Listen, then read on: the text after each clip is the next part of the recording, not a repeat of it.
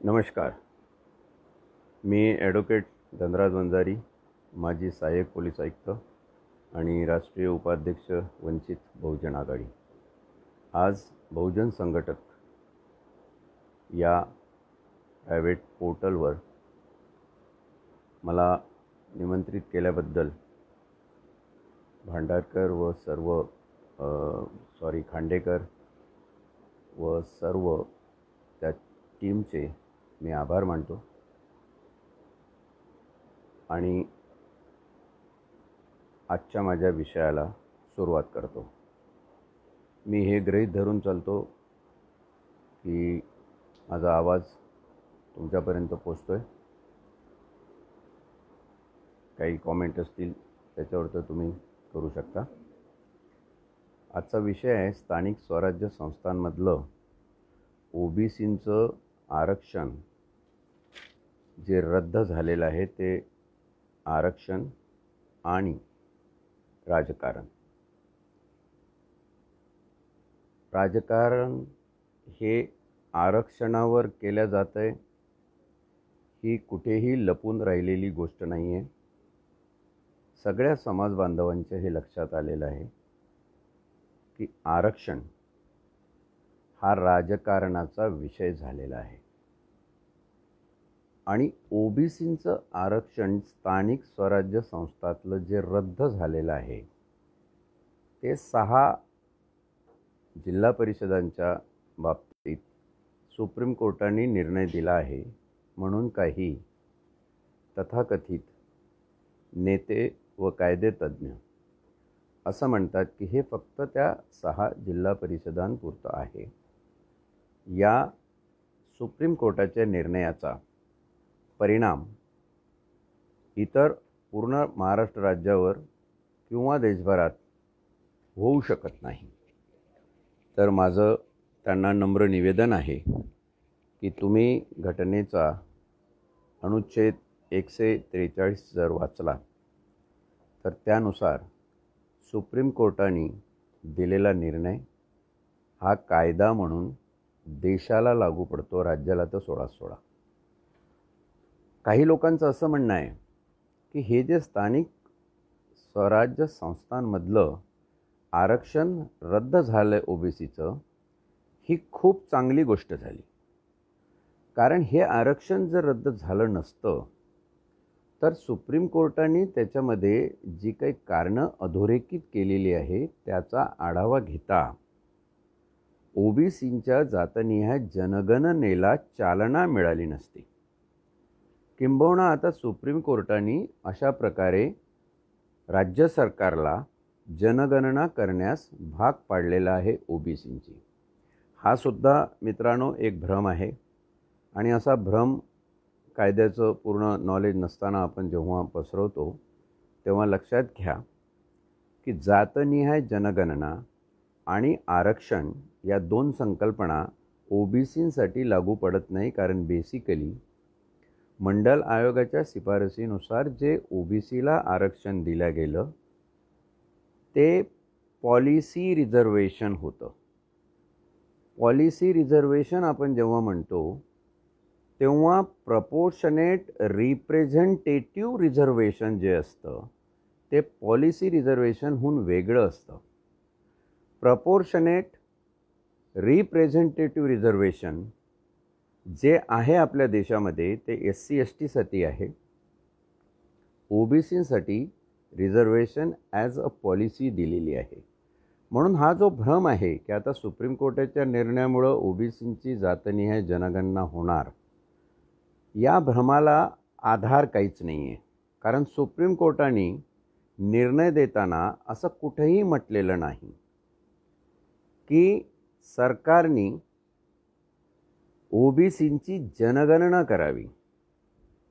Supreme कोर्टाने फार सुज्ञपणे जो एक शब्द वापरलेला आहे तो आहे इम्पेरिकल डाटा. इम्पेरिकल डाटाचा अर्थ होतो की संशोधन करून एखाद्या बाबीबद्दल त्याची सांख्यिकी डाटा तयार करणं त्याचा सुलभ अर्थ लोकांनी जनगणना असा काढलेला आहे, परंतु आपल्याला या इम्पेरिकल डाटाचा अर्थ ओबीसींची जनगणना असा जर काढायचा असेल तर त्यासाठी सुद्धा बरेच पापड बेलावे लागतील. ओबीसी बांधवांनो, हे इतकं सोपं नाही आहे. आता ही मूळ पीठिका कुठून आली आणि ओबीसींचं स्थानिक स्वराज्य संस्थेतलं आरक्षण रद्द का झालं याचा आपण थोडासा आढावा घेतला. कसं आहे की एका तासाच्या भाषणामध्ये सगळे गोष्टी बारकाईनं सांगता येणार नाही, पण जे प्रमुख मूळ मुद्दे आहेत ते घेऊन आपण पुढे जाऊया. ओबीसींना स्थानिक स्वराज्य संस्थांमध्ये आरक्षण देण्याची जी भूमिका राज्य सरकारची होती, त्या भूमिकेमागचं गायडिंग प्रिन्सिपल, मार्गदर्शक तत्त्व असं होतं की जो जातसमूह हा कुठेतरी एक रिप्रेझेंटेशन स्थानिक स्वराज्य संस्थांमध्ये मिळालं पाहिजे, स्थानिक पातळीवर. त्यासाठी हे स्थानिक स्वराज्य संस्थेतलं आरक्षण रुजू करण्यात आलं होतं. ते जेव्हा चॅलेंज झालं तेव्हा हायकोर्टामध्ये हे गडगडेल असं जेव्हा वाटलं, तेव्हा या आधीचं जे BJP देवेंद्र फडणवीसांचं सरकार होतं, त्या सरकारने एक ऑर्डिनन्स काढून हे जारी ठेवलं आणि ऑर्डिनन्सची प्रत हायकोर्टाला दिली की आम्ही अशा प्रकारचं ऑर्डिनन्स काढलेलं आहे, त्याच्याप्रमाणे हे आरक्षण जारी आहे. आता सरकारही बदलत असतात, पण यांचा मेन हेतू बदलत नाही. म्हणजे महाविकास आघाडीचं सरकार असो किंवा BJPचं सरकार असो, ओबीसी आरक्षणाचं राजकारणच या दोन्ही लोकांना करायचं आहे. आणि ते कसं तुमच्या लक्षात येईल की त्यावेळी अशी परिस्थिती होती तर फडणवीस महाराज आपण केवळ ऑर्डिनन्सवर समाधानी न राहता तसा कायदा पारित करून प्रेसिडेंटच्या अप्रुव्हलसाठी पाठवला असता तर बरं झालं असतं, किंवा त्याप्रमाणे सक्षम भक्कम बाजू हायकोर्टामध्ये मांडून उद्या जर सुप्रीम कोर्टामध्ये अशा प्रकारची वेळ आली तर सुप्रीम कोर्टामध्ये सुद्धा आपण हा मुद्दा घेऊन जाऊ शकलो असतो. अशी पायाभरणी तुम्ही केली नाही. म्हणजेच काय की तुमचं ऑर्डिनन्स, तुमचा अध्यादेश हा एक तकलादू प्रकार होता. म्हणजे व्हर्च्युअली आम्ही करतोय काहीतरी ओबीसींसाठी हे दाखवण्याचा तो एक कॉन्स्पायर्ड अटेम्प्ट, कटाचा प्रयत्न होता. तुम्हाला हे माहीत होतं अशी परिस्थिती होणार आहे आणि आत्ता तुम्ही हे महाविकास आघाडी सरकारचं पाप आहे म्हणून यांच्यावर जर खडे फोडत असाल तर माझा एक प्रश्न असा आहे, खरंच ओबीसी बांधवांचं स्थानिक स्वराज्य संस्थांमधलं जे आरक्षण आहे हे रद्द होण्याचा जेव्हा खटला सुप्रीम कोर्टात चालू होता तेव्हा तुम्ही जनहितार्थ एखादे इंटरव्हेन्शन पिटिशन करू शकला असता, ते तुम्ही केलेलं नाही. ओबीसींच्या आरक्षणापेक्षा किंवा त्यांना रिप्रेझेंटेशन स्थानिक स्वराज्य संस्थांमध्ये मिळावं त्यापेक्षा तुम्हाला राजकारण जास्त प्रिय वाटतं आणि म्हणून तुम्ही त्यावेळी ते केलं नाही. मग माविया सरकारकडे येऊया. त्यांनी काय केलं, सुप्रीम कोर्टामध्ये ही सुनावणी जेव्हा सुरू होती तेव्हा सुप्रीम कोर्टाने तब्बल 15-16 महिने म्हणजे 1.5 वर्ष, समजा 1.5 वर्षाच्या काळामध्ये याच्या तारखा देत गेल्या. तुम्हीसुद्धा तारखा घेत गेला महाविकास आघाडीचं सरकार. पण महाविकास आघाडी सरकारने 2-3 फ्रंटवर जे करायला पाहिजे होतं ते केलं नाही. आता तांत्रिक दृष्टीनं त्याची उत्तरं तुम्ही काहीही दिली तर ती काही लागू पडणार नाही. एकदा एखादं काम तुमचं पूर्ण झालं की मग त्याच्यावर मलमपट्टी करून काहीतरी बोलत बसायचं. आपल्या डोळ्यात देखत भर महालामध्ये द्रौपदीचं वस्त्रहरण होऊ द्यायचं. भीष्म, द्रोणाचार्य, कृपाचार्य, 3 पक्षांचं सरकार, गप्प बसून राहायचं, कुठल्याही पक्षाने काही बोलायचं नाही. आणि मग ते वस्त्रहरण झाल्यानंतर, प्रश्न कुरुक्षेत्रावर गेल्यानंतर त्यानंतर तुमच्या मृत्यूची घंटा शरपंजरी पडलेल्या भीष्मावर आल्यानंतर तुम्ही त्याची तांत्रिक उत्तरं द्यायची की राजकीय शक्ती, पॉलिटिकल पॉवरला आम्ही बांधील होतो, त्यामुळं आम्ही काही बोलू शकलो नाही. पण तोपर्यंत तर चिडिया चुग गई खेत, अब जागे क्या फायदा, ही परिस्थिती आहे. ज्यावेळी जे करायला पाहिजे होतं ते तुम्ही केलं नाही. खरं तर ठाकरे सरकार, तुम्ही एक ऑर्डिनन्स इथे पारित करू शकला असता. आधीच्या सरकारच्या ऑर्डिनन्स अध्यादेशाची मुदत संपल्यानंतर ऑर्डिनन्स पारित करू शकला असता. तुम्ही कायदाही करू शकला असता.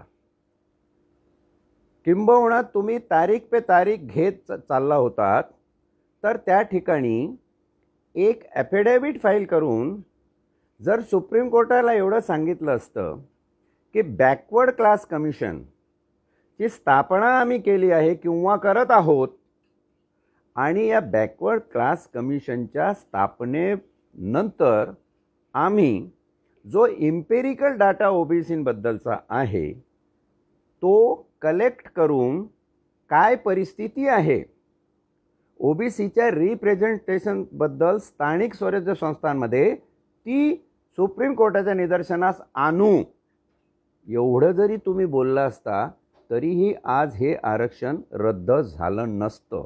कारण सुप्रीम कोर्टामध्ये नागार्जुन केसचा जो वसा आणि वारसा सांगत सुप्रीम कोर्ट काय म्हणालं की ह्या आरक्षणाबद्दलची जी यथासांग भूमिका आहे ती एम्पिरिकल डाटाच्या माध्यमातून संशोधन पूर्ण मिळवलेल्या माहितीतून तुम्ही निष्पन्न करून कोर्टाच्या निदर्शनास आणून द्या. इथं तुम्ही चुकलात, ते तुम्ही केलं नाही.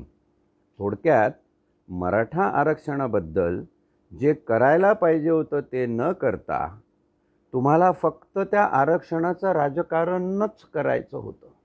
कारण ज्यावेळी केंद्रात नरेंद्र आणि राज्यात देवेंद्र असं करत होतात तेव्हा एक घटना दुरुस्ती नचेपियन कमिटी आणि तामिळनाडूच्या मॉडेलचा आधार घेऊन जर तुम्ही केली असती संसदेमध्ये तर मराठ्यांच्या आरक्षणाचा प्रश्न सुटला असता. आज मराठ्याच्या आरक्षणांबद्दल जे काही बोलल्या जात आहे त्याच्यानी प्रश्न सुटणारच नाही आहे. माझ्या मराठा बांधवांनो, हा प्रश्न केवळ आणि केवळ संसदेत कायदा करूनच सोडवला जाऊ शकतो, हे कुठलाही कायदेतज्ञ आज मान्य करतो. पण आज कायदेतज्ञांची भाषा कोणाला कळत नाही, किंबहुना ती आम्हाला ऐकायची नाही. आणि नको ते भिजत गोंगडा आपल्याला ठेवायचं आहे. ते तुम्ही तसंच ठेवून स्थानिक स्वराज्य संस्थेतलं ओबीसीचं आरक्षणावर तंतोतंत सेम भूमिका घेतलेली आहे. आणि एक अराजकमय सिच्युएशन कशी निर्माण होईल असा सगळ्या राज्यामध्ये तुम्ही हे अराजक ओबीसी बांधवांवरती लादण्याचा प्रयत्न करत आहात. प्रश्न असा येतो की हे सगळं करण्यामागे तुमचा हेतू काय असावा. या देशामध्ये ज्या पॉलिसीज तयार होतात ना, त्या पॉलिसीज लोकांना दाखवण्यासाठी तयार होतात.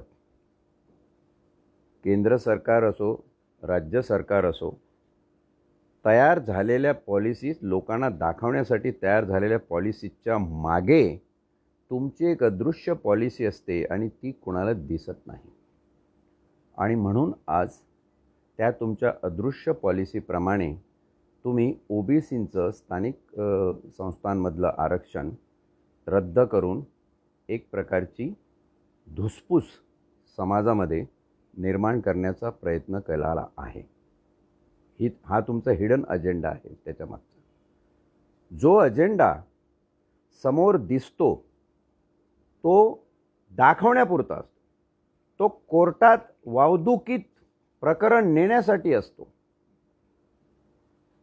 जो लपलेला, जो अदृश्य अजेंडा आहे तो हा आहे की आता आरक्षणाचं राजकारण केल्याशिवाय तुम्हाला पर्याय नाही. आणि आरक्षणाचं राजकारण करत असताना तुम्हाला एका बाजूला एक समाज घटक कसा वेगळा मानसिकदृष्ट्या काढता येईल त्याचा प्रयत्न तुम्ही मराठा आरक्षणाच्या बाबतीत केलेला आहात आणि यशस्वीसुद्धा झालेला आहात. आज मराठा बांधव अपरिहार्यपणे या मानसिकतेत गेलेला आहे की माझे ओबीसी SC ST बांधव हे सगळे आरक्षणाचे फायदे घेतात आहे आणि आम्हाला मिळत नाही, म्हणजे आम्ही कुठंतरी अन्यायग्रस्त आहोत. ही एक मानसिकता बिंबवण्यामध्ये तुम्ही राजकारणी यशस्वी झालेला आहात. त्याच बाजूला दुसरीकडे पदोन्नतीतलं आरक्षण तुम्ही रद्द केलं. आता त्याच्यावर कोलांटोड्या चालू आहे. आज पण काहीतरी मीटिंग झाली मंत्रालयामध्ये आणि आम्ही काढतो आहे कुठंतरी मलमपट्टी करण्याचा प्रयत्न तुम्ही देखलेपणा करत आहात. ॲक्च्युली तुम्हाला ते काही करायचं नाही आहे. तुम्हाला ओबीसी समाज हा सुद्धा आरक्षणाला प्राप्त राहू शकत नाही, कारण जोपर्यंत मराठा समाजाला मिळत नाही तोपर्यंत इतरांचं काही होणार नाही. मला एक वाक्य आठवतं, मला वाटते पवनराजे बोलले होते की जर मराठ्याला मिळणार नाही तर आरक्षण कोणालाच मिळणार नाही. म्हणजे मग या देशातले गोर गरीब SC ST ज्यांचं आरक्षण घटनेने स्थापित केलेलं आहे त्यांच्या आरक्षणावर तुमचा रोष आहे. आता आपण इथे असा विचार करू की आरक्षणाच्या विरुद्ध कोण आहे. RSS प्रणित BJP सरकार. मला यांची मानसिकताच कळत नाही. RSS या देशातली अशी धर्मसत्ता आहे की जी आरक्षणाच्या सपशेल विरोधात आहे. हे प्रतिगामी लोक आहेत. यांना छत्रपती फुले शाहू आंबेडकर नको आहेत. यांना या देशात आंबेडकरांनी लिहिलेली घटनाच नको आहे. हे लोक जर आज बुरखा पांघरून देवेंद्र फडणवीस नावाच्या चेहऱ्याचा मास्क वापरून जर काही बोलत असतील तर त्या मास्कच्या आतला चेहरासुद्धा तुमच्या लक्षात आला पाहिजे की हे का होत आहे. हे करण्यासाठी यांना कारण काय आहे. कारण धर्मामध्ये लोकांना वाटून झाल्यानंतर आता जातीमध्ये वाटून जोपर्यंत कलह समाजामध्ये अराजकमय परिस्थिती तुम्ही निर्माण करणार नाही तुमची राजकारणाची अघोरी भूक काही शमत नाही. आणि म्हणून तुम्ही आता जातीमध्ये विद्वेष कसा निर्माण करावा याचं षडयंत्र लावलेलं आहे. ते षडयंत्र चालवलेलं आहे. काही माझे मित्र या विषयाच्या अनुषंगाने मला विचारतात, तुम्ही नेहमी षडयंत्र म्हणता. अहो, या षडयंत्राचं कारण काय आहे का? ते करून त्यांना काय मिळणार आहे?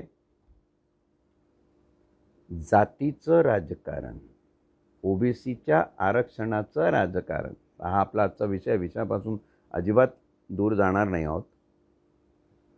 कोणाला हवं आहे?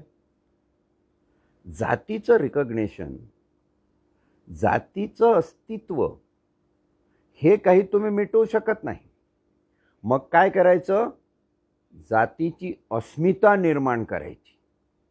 अस्तित्वावर जेव्हा अस्मितेचा फुलोरा चढतो तेव्हा नकळत जातींमध्ये विद्वेषाची बीज पेरली जातात. आणि जर मुख्य मूळ मुद्दा आणि खरं मूळ कारण सांगायचं झालं तर प्रतिगामी शक्तीला या देशामध्ये हिंदू राष्ट्र निर्माण करायचं. थोडंसं बोल्ड आणि प्रत्यक्षपणे बोललंच पाहिजे. बुद्धिवंत विचारवंत अप्रत्यक्षपणे विचार मांडताना इतकी सरमिसळ करतात की प्रत्यक्ष पारदर्शी मुद्दा काय आहे आणि तो कसा मखलाशी करून दडवलेला आहे हे आपल्या लक्षात येत नाही. हिंदू राष्ट्राची हाकाटी गेल्या काही वर्षामध्ये इतकी बुलंद झालेली आहे की जणू काही या देशात इतर प्रश्न राहिले नाही. या देशामध्ये कोरोनाचा प्रश्न नाही आहे, या देशामध्ये महागाईचा प्रश्न राहिला नाही. या देशामध्ये GDP जो आज जगात सगळ्यात खाली गेलाय भारताचा, तोही आर्थिक प्रश्न देशाचा राहिला नाही. शिक्षणाचा खालावलेला दर्जा हा सुद्धा आज सरकारसमोर प्रश्न राहिलेला दिसत नाही. बेरोजगारांची नुसतं फौज निर्माण झालेली आहे, तेही सरकारला दिसत नाही. पण त्याशिवाय सरकारला काय दिसतं? आरक्षण, जातीवाद आणि त्यातून समाजामध्ये विद्वेषाची बीज पेरणं हाच एकमात्र राजकीय शक्तीचा अजेंडा झालेला आहे. आता हा राजकीय शक्तीचा अजेंडा हिंदू राष्ट्र या धर्मशक्तीकडे कसा वळता होतो? तर हा 3 टायर लक्षात घ्या. अर्थसत्ता, धर्मसत्ता आणि राजसत्ता. हा 3 टायर जर आपण लक्षात घेतला तर सगळ्यात प्रबल, सगळ्यात शक्तिशाली अशी अर्थसत्ता आहे. डिमॉनिटायझेशन, नोटाबंदीपासून लॉकडाऊन पर्यंतचा काळ जर तुम्ही बघितला तर या देशामध्ये अर्थसत्ता जेवढी पॉवरफुल झालेली आहे, केवळ देशातच झाली नाही, जगात झालेली आहे ती अर्थसत्तेकडे इतकी जबरदस्त ताकद आलेली आहे की कुठल्याही दुसऱ्या सत्तेला ही अर्थसत्ता आज दाबून टाकू शकते. विकलांग केला सगळा समाज तुम्ही आर्थिकदृष्ट्या, आणि अर्थसत्ता प्रबल केली. या अर्थसत्तेच्या अधिपत्याखाली काम करते धर्मसत्ता, आणि धर्मसत्तेच्या अधिपत्याखाली काम करते राजसत्ता. म्हणून धर्मसत्तेने सांगितलं की इथे हिंदू राष्ट्र झालं पाहिजे आणि पूर्ण राज्यसत्ता हिंदू राष्ट्र निर्माण करण्याच्या कामाला लागलेली हे भारताचं आजचं वास्तव चित्र आहे. आम्हाला बाकीचे प्रश्न नको, आम्हाला फक्त हिंदू राष्ट्र पाहिजे. हिंदू राष्ट्राची मानसिकता संपूर्ण देशातल्या लोकांमध्ये जाणून बुजून निर्माण केली जात आहे. त्यासाठी कधी मुस्लिमांचा आधार घेतला जातो. एक काळ होता की सगळे दहशतवादी या भारतामध्ये मुस्लिम करून टाकले होते. दहशतवादी मुस्लिम होते याचा अर्थ सर्व मुस्लिम दहशतवादी झाले होते असं नव्हतं, पण त्याच मानसिकतेमध्ये आम्ही लोक जगत होतो. कारण हिंदूंना वेगळं रिकग्नाइज करण्यासाठी तुमच्या हाती मुस्लिमांचं दहशतीकरण हा एक प्रमुख मुद्दा होता, आणि तो यशस्वीपणे तुम्ही केलेला आहे. या देशात ही मानसिकताच निर्माण केली जाते की हिंदू राष्ट्र झालं पाहिजे.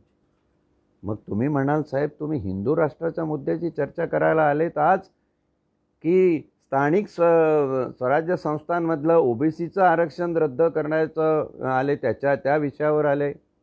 मी त्याच विषयावरती आहे.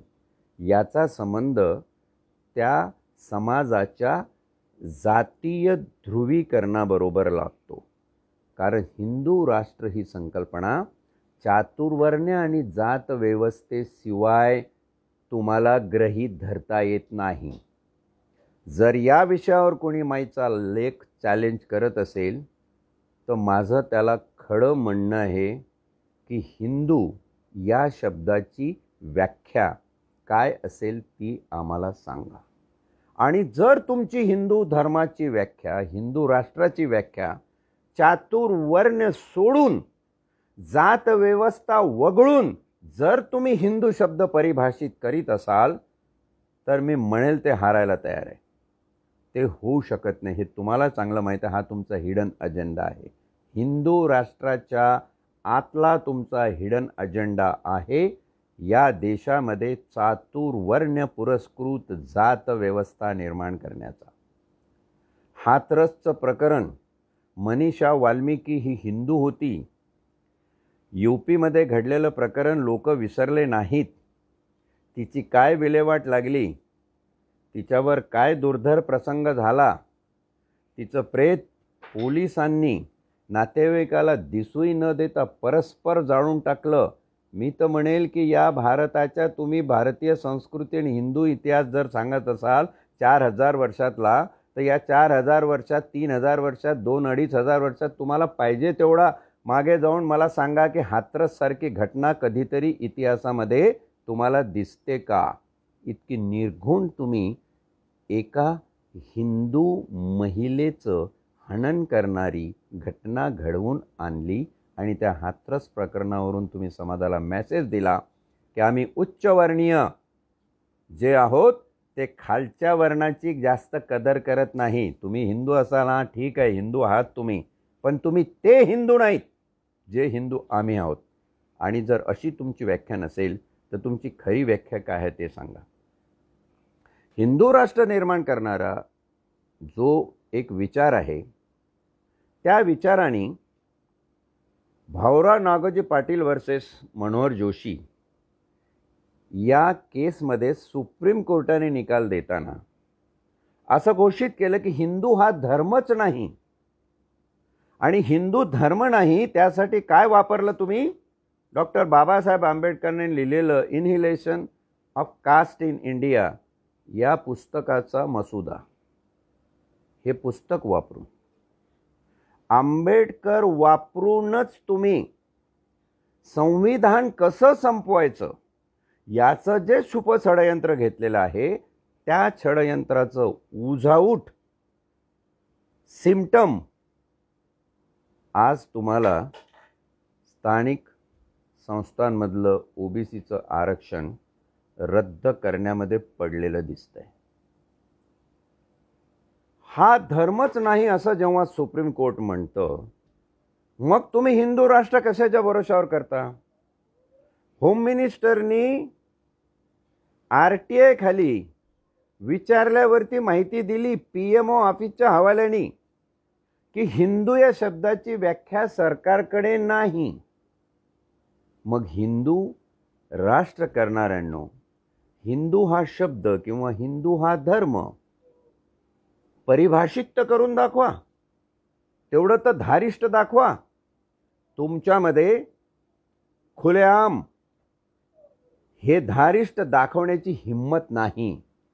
म्हणून चोर पावलांनी, छुप्या पावलांनी समाजाचं जातीयकरण कसं होईल, समाजामध्ये वेगवेगळ्या जाती त्यांच्या अस्मिता उफाळून कशा येतील आणि एक दुसऱ्या विरुद्ध कलह कशा करायला लागतील, जाती जातीमध्ये संघर्ष कसा निर्माण होईल, त्यासाठी त्यांच्या आरक्षणाचं राजकारण हे तुम्ही चालवलेलं आहे.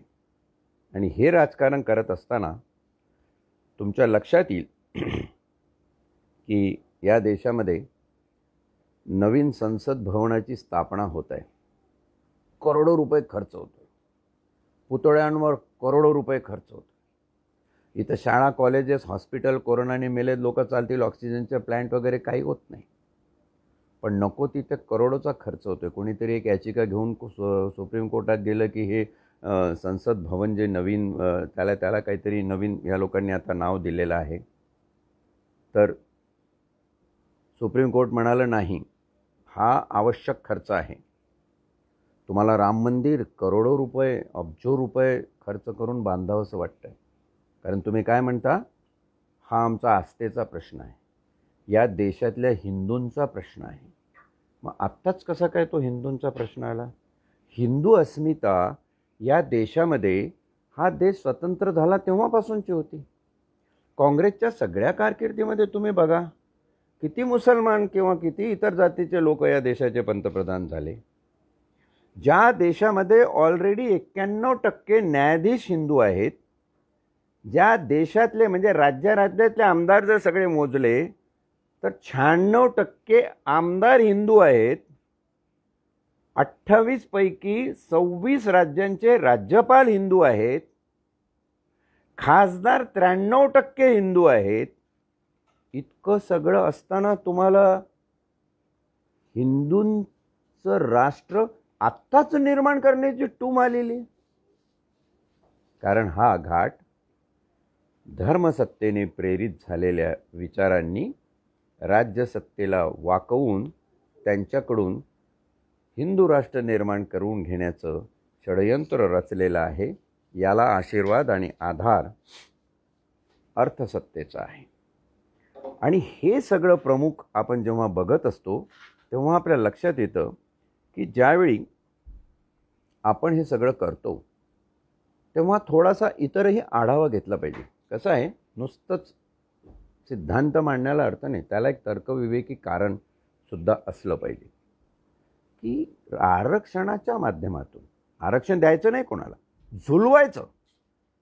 मग ते गोवारी असो, धनगर समाजातले असो, ओबीसी असो, मराठा बांधव असो, मुस्लिम आरक्षणाचा मुद्दा असो, मुस्लिम बांधव असो, त्यांना झुलवत ठेवायचं. आरक्षण कोणालाही मिळू द्यायचं नाही, पण आरक्षणाचं राजकारण करून जातनिहाय अस्मिता जागृत करायची, जेणेकरून जाती जातीमध्ये विस्तृत निर्माण होईल. हा जर तुमचा हिंदू राष्ट्र निर्माण करण्याचा, चातुर्वर्ण जात व्यवस्था प्रचूर हिंदू राष्ट्र निर्माण करण्याचा अजेंडा असेल तर तो या देशातल्या we the people of India जनतेने समजून घेण्याची ही वेळ आहे. एवढी प्रचंड आक्रमकता हिंदू राष्ट्राबद्दलची आम्ही कधीही या देशात बघितली नाही, जी आज आम्ही या ठिकाणी बघत आहोत. हा जो भ्रम निर्माण केला जातोय की गोवारी समाज, त्यांना आम्ही आरक्षण देऊन मोठं करणार, आरक्षण दिलं, जशा निवडणुका झाल्या तसेच BJPच्या काही भल्या मोठ्या नेत्यांनी त्या गोवारी समाजाला आर्थिक पाठिंबाही दिला, त्यांना वकीलही दिले, आणि काय झालं, सुप्रीम कोर्टामध्ये खारिज करून टाकलं. आता रिव्ह्यू पिटिशन, क्युरेटिन पिटिशन आणि बाकीचं काय आहे ते करत राहा. समाज गरीब आहे, लोक आर्थिकदृष्ट्या विकलांग झालेले आहे. डिमॉनिटायझेशन ते लॉकडाऊन तुम्ही लोकांना संपवून टाकलेले आहे. त्याच्यामुळे ही लोक काही करणार नाहीत, तुम्हाला माहीत आहे. मग काय होईल, अरे मग गोवारी समाजाला नाही मिळालं तर मग धनगराला कसं मिळू शकतं, ओबीसीला नाही मिळालं तर मग मराठांना कसं मिळू शकतं, मराठ्यांना मिळालं तर मग आम्हाला कसं मिळू शकत नाही. हा रचनात्मक कट या देशामध्ये इथल्या लोकांच्या जातनिहाय मानसिकता अनाठाई, अस्मिताजन्य करून आपसामध्ये संघर्ष निर्माण करण्याचं हे एक षडयंत्र आहे. आता आपण विचार करू की खऱ्या अर्थाने आरक्षण देण्याची बुद्धी जर तुमची असती, जसं मी पहिल्या याच्यामध्ये सांगितलं, तर ओबीसीचं तुम्हाला हे स्थानिक स्वराज्य संस्थांमधलं आरक्षण वाचवता आलं असतं. किंबहुना ही वेळच नव्हती की पदोन्नतीतलं आरक्षण तुम्ही रद्द करा SC/ST ओबीसीचं, ते सुद्धा तुम्ही केलेलं आहे. म्हणजे तुमची क्लुप्त्या करण्याची, काड्या करण्याची जी वेळ आहे ती चाणाक्षपणे ठरलेली असते. आणि त्याचबरोबर पॅरलल एक तुमचा अजेंडाही ठरलेला असतो की लोकांना दाखवताना आपण असं दाखवायचं, पण करायचं ते मात्र असं करायचं.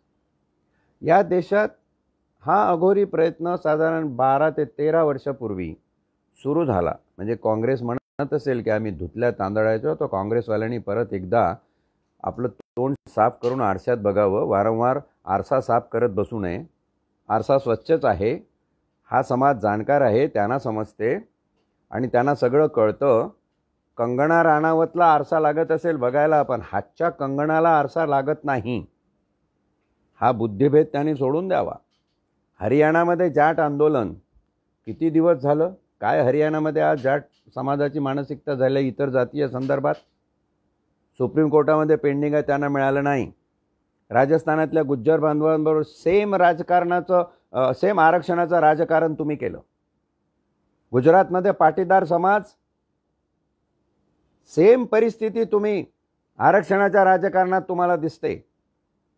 आणि एक मराठा लाख मराठा हे त्याचं चौथं संस्करण, चौथा नाट्यप्रयोग तुमचा होता या देशामध्ये. तुमच्या मनात फक्त जातद्वेष कसा निर्माण होईल याचं षडयंत्र चालू असतं. आणि ते होण्यासाठी आरक्षण हे खूप चांगलं गाजर आज तुमच्या हाती लागलेलं आहे. आमच्या बांधवांनी आज जे टेम्पलेट तयार केलेलं आहे तुम्ही सगळ्यांनी बघितलं असेल की लोक नुसतं वेड्यासारखे त्या गाजराच्या मागे जातात आहे. गाजर धरून माणूस बसलेला आहे, ते गाजर त्या लोकांच्या तोंडापर्यंत, हातापर्यंत कधी पोचू शकत नाही. फार मार्मिक असं ते कार्टून आहे. ते आज माझ्या सगळ्या टेम्पलेट बरोबर ते आलेलं आहे. त्याचा थोडासा बघा, अभ्यास करा. तुम्हाला दिसेल की हीच परिस्थिती खऱ्या अर्थाने आज या देशामध्ये निर्माण झालेली आहे. हिंदू राष्ट्र, चातुर्वर्ण पुरस्कृत जात व्यवस्था ही तुम्हाला निर्माण करायची आहे. आणि ती निर्माण करत असताना तुम्ही स्थानिक स्वराज्य संस्थेतलं ओबीसींचं आरक्षण रद्द करून त्याचं राजकारण कसं होईल. आता हा विषय खूप चॅनलवर कथ्याकूट केलं जातं, खूप विद्वान त्याच्यावरती बोलतात, खूप लोक अभ्यास करून कुठून जुने पुराणे आपापल्या मनाचे पण काही लावतात, कुठं कपोलकल्पित काही कल्पना करतात. मग कोणी कपोलकल्पित कल्पना केल्या त्याचं कसं खरं आहे आणि तो किती महान आहे हे दाखवण्याचा प्रयत्न वर्तमानपत्र लेखातून वगैरे वगैरे होतो. पण कोणीही याच्या मागे काय दडलेलं आहे, कुठली मानसिकता विकृत अवस्थेकडे या समाजाला घेऊन चाललेली आहे, याचं सकृदर्शनी प्रदर्शन मात्र कोणी करत नाही.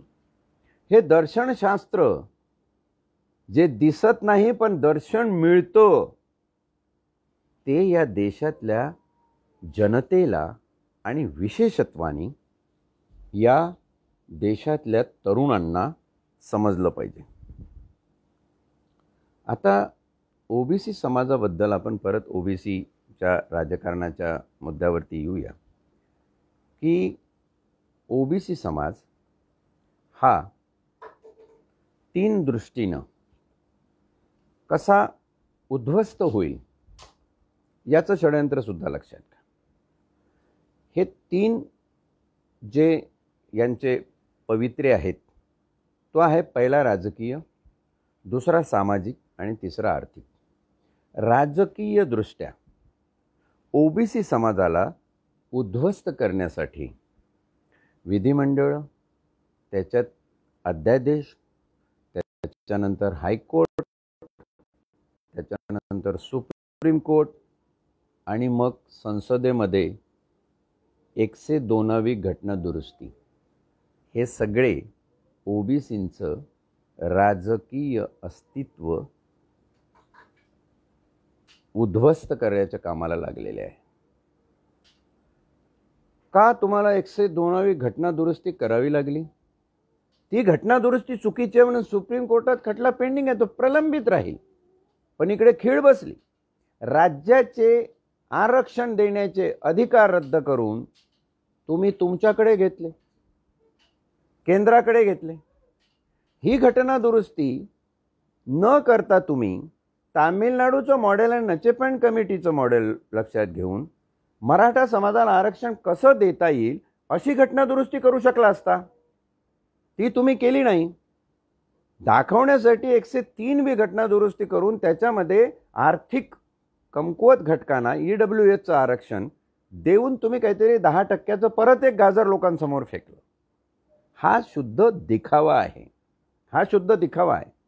आज संभाजीराजे शाहूंचे वंशज प्रकाश आंबेडकरांना भेटायला गेले. त्यांना सांगितलं हे आता शिळं झालेलं आहे, नवीन काहीतरी झालं पाहिजे, तुम्ही पुढाकार घ्या. त्या राजेला हा प्रश्न पडला पाहिजे होता की जेव्हा 102वी घटना दुरुस्ती होत होती, राज्य सरकारचे आरक्षण देण्याचे अधिकार काढून घेतले होते, तेव्हा तुम्ही संसदेमध्ये काय करत होता? आणि तुम्ही राष्ट्रवादीचे पुरस्कृत खासदारकीचे उमेदवार त्याच्यात तुम्ही हरलात. त्यानंतर सर्व महाराष्ट्रातले राजकीय नेते तुमची शिफारस करतात. त्याच्यावरून बीजेपी सरकार तुम्हाला राज्यसभेमध्ये खासदारकी बहाल करतं. तुम्ही का हिंमत दाखवत नाही? ते बीजेपीची खासदारकी काय कामाची? बीजेपी आणि RSSचा अजेंडा थ्रूआउट आरक्षणाच्या विरुद्ध आहे अशी ठणकावून भूमिका घेऊन तुम्ही जर राजीनामा दिला तर शाहूंचे खरे वंशज, आम्ही शाहूंचे वंशज आहोत हे दाखवण्यात जो मिरवेपणा आज तुम्ही करताय, तो खऱ्या अर्थाने या समाजाला सिद्ध करून दाखवण्याची हीच वेळ आहे संभाजीराजे. ते तुम्ही करत नाही, ते तुम्ही केलेलं नाही. आणि जेव्हा संसदेत तुम्ही बसला होता, जेव्हा 102वी घटना दुरुस्ती पारित होत होती, तेव्हा तुम्ही आवाज तरी उठवला पाहिजे होता. आज खरंच मराठा बांधवांच्या बद्दल आरक्षणाबद्दल तुम्हाला कणव आहे. आता 6 तारखेला तुम्ही रायगडावरती परत काहीतरी इव्हेंट शो करायला निघालेला आहात. हा शो करून मराठा समाजाचं भलं होणार आहे का? मराठा बांधवांनी आत्मपरीक्षणार्थ हा विचार घ्यावा की हे जी शोबाजी चाललेली आहे हे आपल्या विरुद्ध पेरलेलं कसं षडयंत्र आहे. हे सगळी दिखावेबाजी बंद करून संसदेमध्ये तुम्हाला जे काही करता येऊ शकतं ते तुम्ही केलं पाहिजे. किंबहुना संसदेत बसलेल्या सरकारवर तसं दडपण निर्माण केलं पाहिजे. तिथं तुम्ही करत नाही. तिथे तुम्हाला कुठंतरी तुमची भावकी आडवी येते. तिथे कुठंतरी तुम्हाला तुमचा राजकीय स्वार्थ आडवा येतो. का नाही तुम्ही या प्रश्नांवर राजीनामा देऊन मोकळा होत तुमच्या खासदारकीचा ते तुम्ही करणार नाही. मग नवीन प्रयोग काही वावड्या चालू आहेत की नवीन पक्ष स्थापन करणार, मग वंचित बहुजनला पण सोबत घेणार किंवा वंचित बहुजन त्याच्यामध्ये येणार आणि आमचा तुमचा पाठिंबा, हे सगळी शोबाजी आणि हा स्टंट सर्वच राजकीय पक्षांनी बंद करावा. कमीत कमी वंचितने तरी तो करू नये या स्पष्ट मताचा मी आहे. कारण वंचित सुरुवातीपासून या सगळ्या मूल्यधारित मसुद्यांना घेऊन लढते आहे. सगळ्यांचे प्रॉब्लेम काय आहे ते फक्त आज वंचितला माहीत आहे आणि म्हणून वंचितच्या नेतृत्वाने खंबीरपणे ही भूमिका घेऊन आज जशास तसं उत्तर देण्याची वेळ आहे. पण ते जर आम्ही करत नसू तर लक्षात ठेवा, येणारा काळ आपल्याला क्षमा करणार नाही. हे षडयंत्र हिंदू राष्ट्र निर्माण करण्याचं जर आम्हाला खुलेआम दिसत असेल आणि या देशामध्ये नवीन पार्लमेंट हाऊस निर्माण झाल्यानंतर धर्म संसद स्थापन नाही होणार त्याची कोणाला गॅरंटी राहिलेली नाही आहे, हे इतकं स्पष्ट दिसत असताना आपण परत हिंदू राष्ट्राचा पुरस्कार करणारे पक्ष, त्यांच्या धर्मसंस्था प्रेरित सांस्कृतिक RSS नावाची संस्था, यांच्या अजेंड्याला पूरक तर काम होत नाही ना आपल्या हातून. कळत नकळत होत असेल ना बाबांनो, तर एखाद्या वेळी तुम्हाला माफ केलं जाईल. पण कळत असून जर तुम्ही हे करत असाल तर तुम्हाला काळ क्षमा करणार नाही. ज्या फुले शाहूंनी, आंबेडकरांनी, त्याचा वारसा सांगणाऱ्यांनी हे अंजन डोळ्यात घालून याचा विचार करावा की आपण काय करत आहोत आणि हे सगळं चाललेलं आहे ते कुठं चाललेलं आहे. ओबीसीचं आरक्षणच रद्द का होतं? स्थानिक स्वराज्य संस्थेतलंच रद्द का होतं? 6च ठिकाणचं रद्द का होतं? सुप्रीम कोर्टाचं 143 अनुच्छेदाप्रमाणे ते सगळ्यांना लागू पडतं, तरीही काही बुद्धिवंत या मागे लागलेले आहे की जे झालं ते बरं झालं आणि म्हणे आता ओबीसीची जनगणना याच्यातून होणार. असे ज्यांना वाटतं त्यांनी खरंच सरकारवर दडपण निर्माण करावं की ओबीसींची जातनिहाय जनगणना करा. ओबीसींची जातनिहाय जनगणना होणार नाही. हे लोक काही आटापिटा करून तुम्हाला नको त्या प्रश्नांमध्ये गडबडून टाकतील, पण ओबीसींची जातनिहाय जनगणना आजपर्यंत तरी एकही माईचा लाल ओबीसीचा लीडर या देशामध्ये घडवून आणू शकला नाही. हे वास्तव तुम्हाला नाकारता येणार नाही. जर हे स्थानिक स्वराज्य संस्थेतलं आरक्षण रद्द झालं, त्यातून जर तुम्हाला ओबीसींची जातनिहाय जनगणना दिसत असेल, क्षितिजाच्या पलीकडे जाऊन असेल तरीही चालेल, एक आशेचा किरण म्हणून तर मी तुमच्या सोबत आहे. पण ते होणार नाही. आणि मग ओबीसीतले प्रस्थापित, हा एक फार मोठा शब्द आहे. ओबीसीतले प्रस्थापित लोक काय करतात? गोपीनाथ मुंडे साहेबांनी त्यावेळी काय केलं? व्हिजिएंटीच्या पलीकडे ते ओबीसीकडे जास्त गेलेच नाही. आरक्षणाचा मुद्दा त्यांच्यासाठी त्यांच्या कम्युनिटीचा होता, त्यांनी तो केला. आपल्या कम्युनिटीला न्याय दिला, चांगला आहे, चांग भलं, आम्ही काही वाईट म्हणत नाही. पण आपण ओबीसींच्या नेत्यांचं एक थोडंसं दर्शन या दृष्टीनं घेऊया की खरंच हे ओबीसीचे नेते ओबीसीच्या आरक्षणाच्या फेवरमध्ये आहे की ओबीसीच्या आरक्षणाचं राजकारण करण्यामध्ये व्यस्त झालेले आहे. काही नावं माझ्यासमोर आहे. प्रकाश बापू शेंडके ह्यांच्याबद्दल, ह्यांच्या नेतृत्वाबद्दल काही आक्षेप घेण्याचं कारण नाही. पण उपरे काकांनी त्यांच्या मी ओबीसी बोलतो या पुस्तकात जो पॅरेग्राफ शेंडगेंबद्दल लिहिला तो जर वाचला तर आपल्या लक्षात येईल की हे प्रस्थापितांच्या दावणीला बांधलेले ओबीसी नेते काही करू शकणार नाही. बावनकुळे वेगळंच नाव आहे. मंत्री असताना तुम्ही काय ओबीसीची कामं केली आणि किती टाहो फोडले आणि किती, मी पहिल्याच याच्यामध्ये सांगितल्याप्रमाणे तुम्ही विधिमंडळांपासून तर एखादं इंटरव्हेन्शन पिटिशन सुप्रीम कोर्टामध्ये नेण्यापर्यंत केलं. आत्ता सगळ्यांनाच जाग आली. सगळे येऊन टी व्ही चॅनलवर रे बका बका मास्क काढून मास्क धरून काय काय करून बोलायला लागलेले आहे. हे ओबीसी नेतृत्व फसवं आहे. कारण हे सर्व ओबीसी लोक जे नेते आज तुमच्यासमोर मिरवत आहे ते प्रस्थापितांच्या दावणीला बांधले गेलेले आहेत. वडेट्टीवार साहेब फार सुंदर उदाहरण आहे. मंत्री महोदय, सगळा आब आणि आदर राखून वडेट्टीवार साहेब तुम्हाला सांगतो, ओबीसीचं आरक्षण रद्द झालं तर राजीनामा देईल आणि रस्त्यावर उतरल. कुठं तुमचा राजीनामा? शिवसेनेच्या नादाला लागून तुम्ही राजीनामे खिशात ठेवून फिरायची भाषा आता लोकांना समजला आहे त्याच्यातला खोटेपणा काय आहे तो. महाज्योतीचं काय तुम्ही वाटोळं केलेलं आहे. आता काल परवा सीएम साहेबांना निवेदन दिल्यावर त्यांनी इंटरव्हेन्शन करून काही गोष्टी दिल्या कानपिचक्या म्हणून, तुम्ही काहीतरी महाज्योतीसाठी करतोय म्हणून सांगितलं. पण ओबीसी बांधव एवढ्या जास्त मोठ्या संख्येने असून त्यांच्यासाठी 150 करोडचं प्रावधानापैकी 120 करोड रुपये तुम्ही परत पाठवले. तकलादू म्हणून काहीतरी त्याच्यातले 10-20% पैसे खर्च केले आणि बाकीचं अमाऊंट तुम्ही सरकारला परत पाठवला. हा कपाळकरंटेपणा नव्हे तर तुमचं पाप आहे, हे कोणीतरी तुम्हाला समजून सांगितलं पाहिजे. किंबहुना तुमच्या सुज्ञ आत्म्याला ती अनुभूती झाली पाहिजे की आम्ही ओबीसी नेते कुठल्या भरोशावर स्वतःला म्हणून घेत आहोत. नुसतं वल्गना करायचं, मी राजीनामा देईल, मी रस्त्यावर येईल, ओबीसीच्या आरक्षणासाठी मी हे भांडेल ते भांडेल. जसे संभाजीराजे तिकडे मराठ्यांसाठी करत आहे तसे इकडे ओबीसींचे लीडर करत आहे.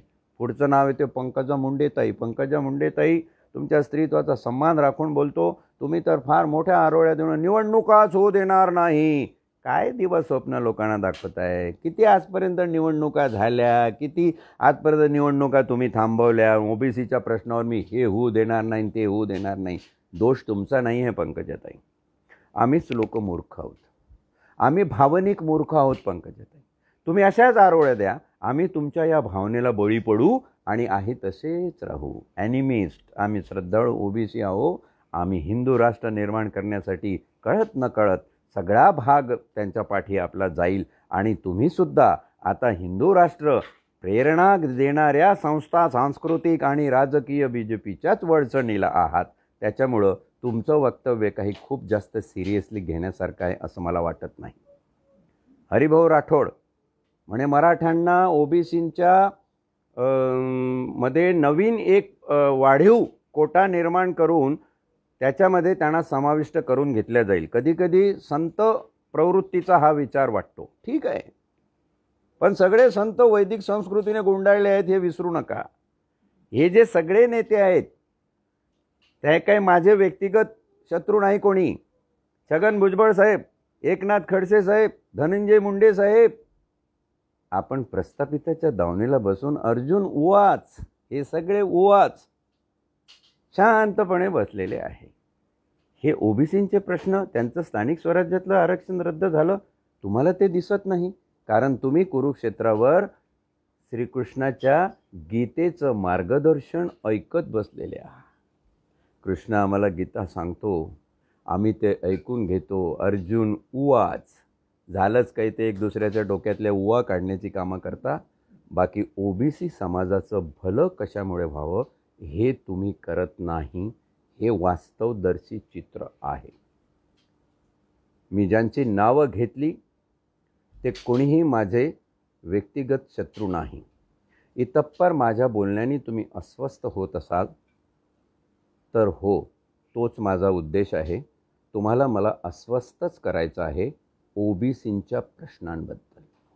मला तुम्हाला अस्वस्थ करायचं आहे ओबीसीच्या जातनिहाय गणनेबद्दल. मला तुम्हाला अस्वस्थ करायचं आहे ओबीसीचं आरक्षण रद्द का होतं त्या प्रश्नावर आवाज उठवण्यासाठी. बेचैन रूह का परिंदा हूँ मैं, जहाँ भी जाता हूँ मेरी नज़रें सच से भर जाती है और फिर जुबां पर लफ्ज़ आते हैं जिन्हें मैं रोक नहीं सकता. माफ़ी चाहूँगा, ये बोलना मैं मेरा फ़र्ज़ समझता हूँ। अगर आज मैं ये नहीं बोला तो मेरी आने वाली नस्लें, ये समा मुझे माफ़ नहीं करेगा। इसके लिए मुझे ये बोलना चाहिए। ओबीसींचं ज्या पद्धतीनं राजकीय अस्तित्व उद्ध्वस्त केल्या जात आहे त्या मुद्द्यावर बोलत होतो। ओबीसींचं सामाजिक अस्तित्वसुद्धा उद्ध्वस्त केल्या जात आहे। ते आपसी जातींमध्ये विद्वेष पेरून ओबीसी विरुद्ध मराठा, ओबीसीतल्या काही जातींमध्ये धनगर विरुद्ध बाकीचे ओबीसी, गोवारी विरुद्ध बाकीचे ओबीसी, गोवाऱ्यांना त्यांचं मिळालेलं नाही, मुस्लिमांमध्ये काही ओबीसी आहेत त्यांचा एक वेगळाच पैलू मांडून तुम्ही परत ती विद्वेषाची बीजं पेरण्याचं राजकारण करत आहात। म्हणजे जो समाज एक संघ राहून गुण्यागोविंदाने नांदत होता तो कसा अराजकमय स्थितीमध्ये जाईल, त्यांचं सामाजिक अस्तित्व कसं उद्ध्वस्त होईल, हे या षडयंत्राचं बीज आहे। आणि म्हणून तुम्हाला प्रत्येक आरक्षण हा मुद्दा राजकारणासाठी वापरावासा वाटतो किंवा तो तुम्ही वापरता। तिसरं अस्तित्व ओबीसींचं जे तुम्हाला नष्ट करायचं आहे ते ओबीसींचं आर्थिक अस्तित्व। मला वाटतं या देशामध्ये नोटाबंदीनंतर लॉकडाऊनपर्यंतचा प्रवास ज्यांनी बघितला त्यांच्या लक्षात येईल की ज्यांची आर्थिक कंडिशन डबघाईस आली ते सगळे माझे ओबीसी बांधव आहेत, माझे मराठा बांधव आहेत, माझे गोवारी बांधव आहेत, माझे धनगर बांधव आहेत, माझे मुस्लिम बांधव आहेत। ते अर्थसत्तेला धरून बसलेले, शिक्षण क्षेत्रामध्ये ई कॉमर्स ट्रेड करणारे, अर्थसत्तेचे मालक आणि त्यांचे हस्तक, ते आर्थिकदृष्ट्या सहस्त्रपटीने समृद्ध झालेले आहेत। पण आज आर्थिकदृष्ट्या उद्ध्वस्त झालेला आहे सर्वसाधारण ओबीसी, एससी, एसटी, आदिवासी, मुस्लिम, धनगर, माझे इतर पददलित बांधव। या तीन प्रकारचं उद्ध्वस्तीकरण करून तुम्ही विचाराल काय मिळतं? राजकीय, सामाजिक आणि आर्थिक अस्तित्व जर एखाद्या माणसाचं उद्ध्वस्त झालं तर तो मानसिकतेने नव्हे सर्वांगाने विकलांग होतो। सर्वांगाने विकलांग होतो आणि त्याच्यासमोर मग जगण्याचे काही तकलादू पर्याय शिल्लक असतात आणि ॲटोमॅटिकली तो तत्वमीमांसक न राहता, सिद्धांतवादी न राहता कॉम्प्रोमाइजिंग होतो, ॲडजस्टिव्ह मानसिकतेचा होतो आणि तीच त्याची कॉम्प्रोमाइज होण्याची मानसिकता तुम्हाला हिंदू राष्ट्र निर्माण करून घेण्यासाठी वापरायची। आज 18 पगड जातीचं स्वराज्य जे शिवरायांनी निर्माण केलं होतं त्या 18 पगड जाती अलुतेदार बलुतेदारांची काय हालत आहे हो। माझा नावी समाज असेल, माझा सुतार समाज असेल, माझा लोहार समाज असेल, कुंभार समाज असेल, यांच्या झोपड्यांमध्ये जाऊन विचारा काय कंडिशन झालेली आहे या लोकांची। कसले टीव्हीवर ते तकलादू शो आणि सगळं दाखवता, ह्यांना जाऊन विचारा त्यांची काय परिस्थिती आहे, त्यांचे शो दाखवा, त्यांची विकलांगत्वा दाखवा आणि मग हे सगळं डोलारा उभा केल्यानंतर अर्थसत्ता आणि धर्मसत्ता इतकी जबरदस्त तुमच्या हातात असणार आहे की राजसत्ता हवी तशी झुकवता वाकवता येईल। किंबहुना राजसत्तेत आज तुम्हीच पेरलेली माणसं मोदी आणि शहाच्या रूपाने तिथे बसलेली आहे, ते जे विकराळ रूप धारण करतील या समाजाला शरणागत व्हावं लागेल अशी परिस्थिती आहे। आणि जर हा समाज अशा रीतीने शरणागत झाला तर धर्मसंसदेची स्थापना होईल आणि मग नवीन संसद भवनामध्ये जे करोडो रुपये खर्च करून तुमच्याच पैशांनी, लोकांच्याच पैशांनी बनवलेला आहे, तिथे तुमचा हा हिंदू राष्ट्राचा खेळ चालू होईल। हे स्वप्न वाटत असेल, माझं बोलणं खोटं वाटत असेल, माझं बोलणं तर्कहीन वाटत असेल, विवेकशून्य वाटत असेल तर सोडून द्या। पण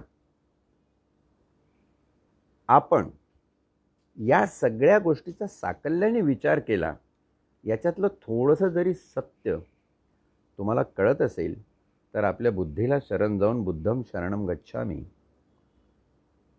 देव आहे अंतर्यामी व्यर्थइंडी तीर्थगामी, तुका म्हणे मूढजना देव देही का पाहिना. आपल्या स्वतःच्या परिस्थितीचा विचार स्वतःच करून बघा काय सिच्युएशन आहे ती.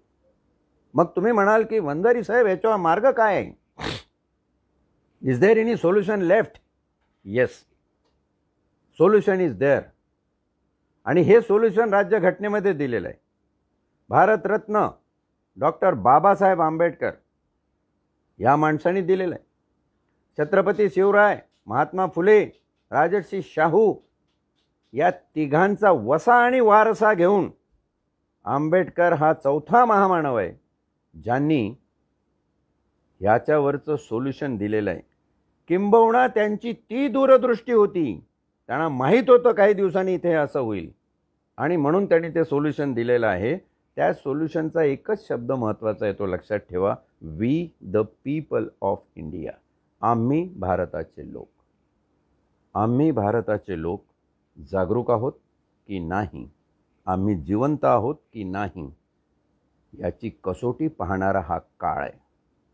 आणि जर we the people of India यांनी एकत्र येऊन विचार केला की ही घटना, ही लोकशाही, किंबहुना हा देश भारत देश राहावा, हे हिंदू राष्ट्र होऊ नये, तरच या ठिकाणी काहीतरी नवीन निर्माण होऊ शकते.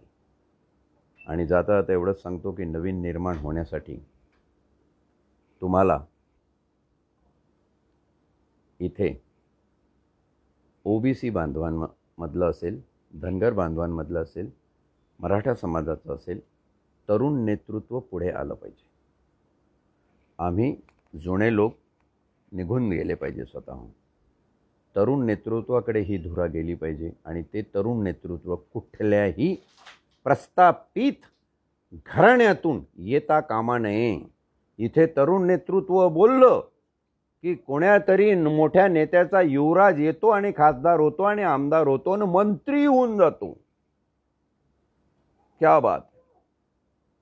ही चौकट वी द पीपल ऑफ इंडियाना बदलता आली पाहिजे. असं नेतृत्व या देशात, या समाजात, या राज्यात निर्माण होण्याची क्षमता असेल तरच आपण या सगळ्या अघोरी षडयंत्रातून आपल्या पिढ्या वाचवू शकू. त्यांना धर्मनिरपेक्ष म्हणा किंवा लोकशाही प्रचूर म्हणा वातावरणात जगण्याची संधी देऊ शकू. किंबहुना हिंदू राष्ट्राचा वरवंटा चातुर्वर्ण जात व्यवस्था पुरस्कृत, त्याच्यातून तुमची सुटका नाही. जर माझ्या आजच्या वक्तव्यातून कोणाला वाईट वाटलं असेल, कोणाला माझ्या काही शब्दांनी खेद झाला असेल, कोणाच्या भावना दुखावल्या गेल्या असतील, तर मी क्षमा मागून माझं हे लांबलेलं भाषण संपवतो. उद्देश फक्त डोळ्यात अंजन टाकण्याचा होता. म्हणून चिडून जाऊ नका, चढून जाऊ नका. एकाग्र होऊन या वास्तवाचा विचार करा. धन्यवाद.